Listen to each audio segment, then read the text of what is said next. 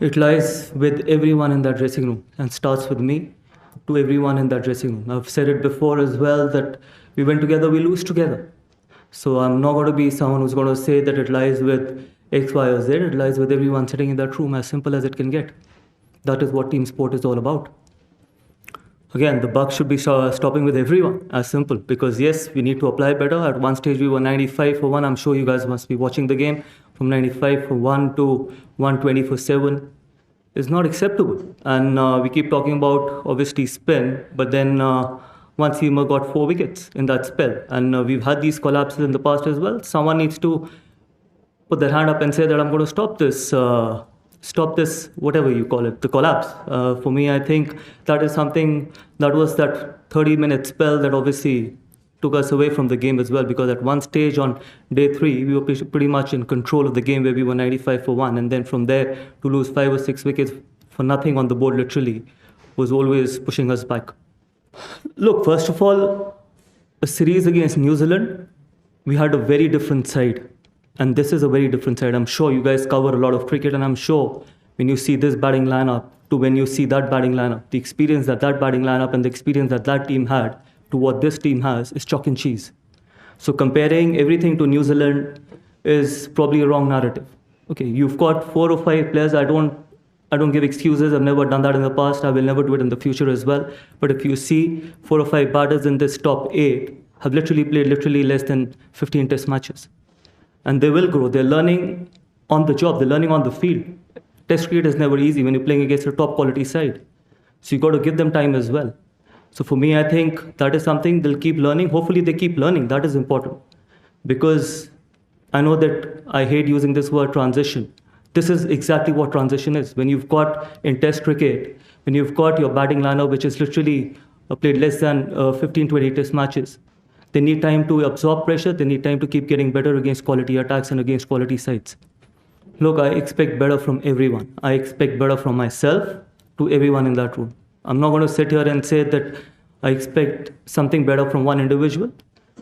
The point is, if you want to win test matches against quality sides, we need to expect better from everyone.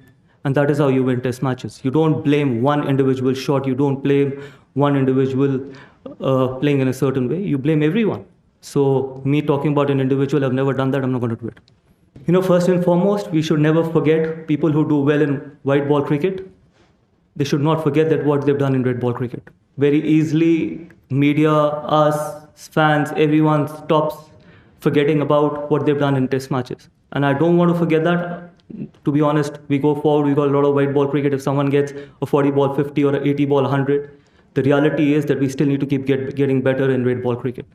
Because if we are really serious about being the top test team in the world, I think we cannot put things under the carpet. Because the reality is we still need to improve a lot in red ball cricket. Whether it's mentally, whether it's technically, whether it's absorbing pressure, whether it's sacrificing, whether it's putting team ahead of your individual self, and most importantly, not playing for the gallery. To be honest, there is no hindsight to sport.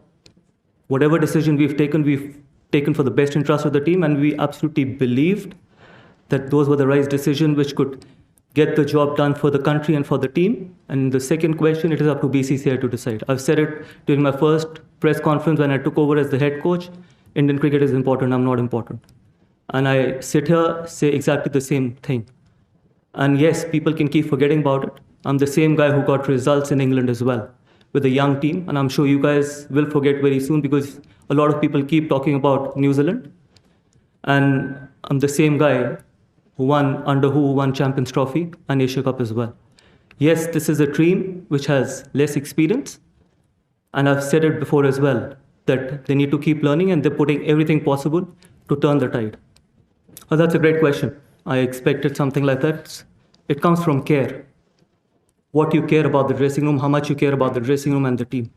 Because accountability and game situation can never be taught. Yes, you can talk about the skills, you can work on the skills, you can keep talking about the mental aspect of the game, but ultimately when you go in, if you keep putting the team ahead of your own self, not thinking that this is how I play, and this is how I will get the results, and this is how I play, I don't want to play the second, I don't have plan B.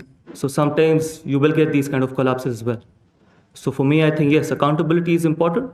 And more than the accountability, it's the care, how much you care about Indian cricket and how much you care about the team and people sitting in that dressing room is important as well. Yeah, absolutely. I just said it, that from 95 for 1 to 120 for 5, I'm sure that is not technical. That is more mental, and that is about how much you care for the dressing room and how much Test cricket means to all of us in that dressing room. That is important. And it's just, the game has just got over. Obviously, you keep thinking about as well what needs to be done and where can we get better at it. And as I just said, that we need to keep getting better. We need to keep getting better individually and more importantly, collectively as a team. And that is something which we're going to keep working on. Start prioritizing Test cricket if we are really, really serious about Test cricket.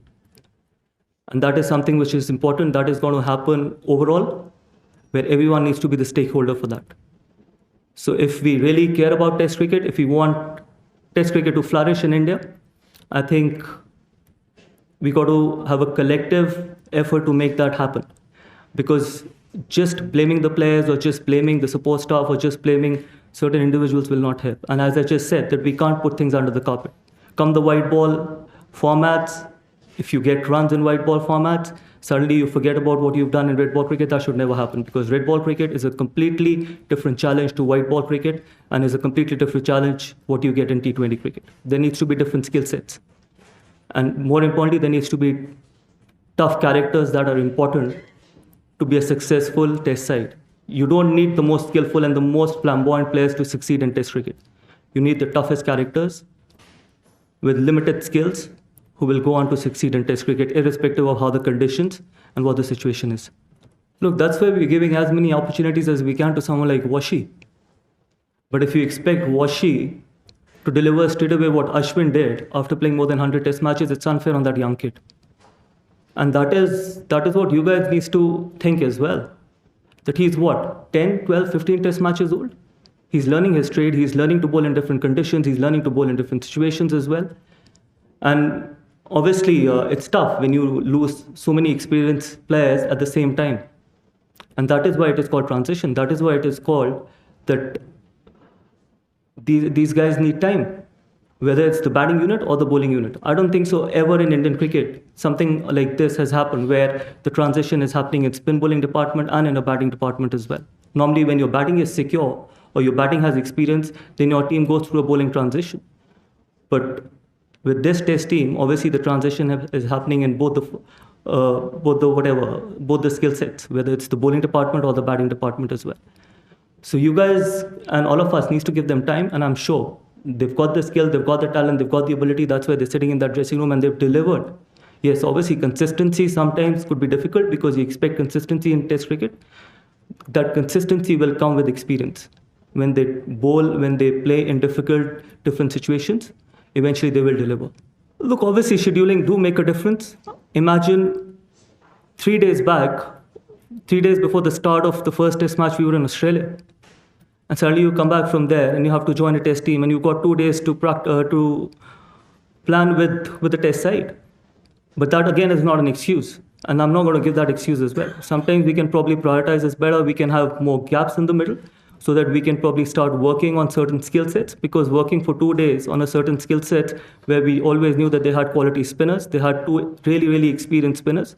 So that would have always been a challenge for a Test side. So that can help. But yes, there is no excuse from where we were in this Test match to where we lost the momentum. From 95 for 1, it wasn't the skill set, it was something else. It was just probably not the mental application. That is anyways a policy. BCCI policy that's there, that when you're available, you have to go and play domestic cricket. Again, that comes with accountability, that also comes with how much you want to do well in Test cricket. You can't just keep telling players at international level that you got to go and play domestic cricket. If you feel that that's the best way for you to prepare yourself for Test cricket, I think it has to come from within. As simple as it can get. And again, a certain skill set. If you want to work on your defense, if you want to work on playing spin, if you want to work on batting long hours, those things can only be done in domestic cricket or probably how you plan before a Test series. So that has to be individually, and obviously from a support staff, it has to be planned better.